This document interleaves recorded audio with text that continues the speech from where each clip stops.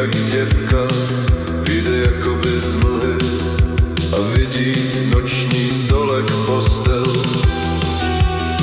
A snažím se zvednout, chci se mu podívat do očí, podívat se mu do očí a rozplakat se a nikdy nezemřít.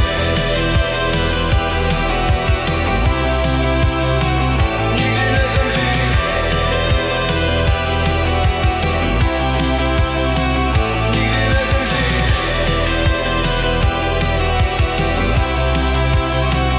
Nikdy nezemřít.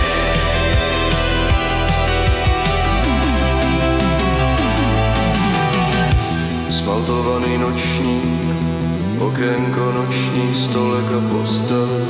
Žít je těžké a nepohodlné, za to je příjemné.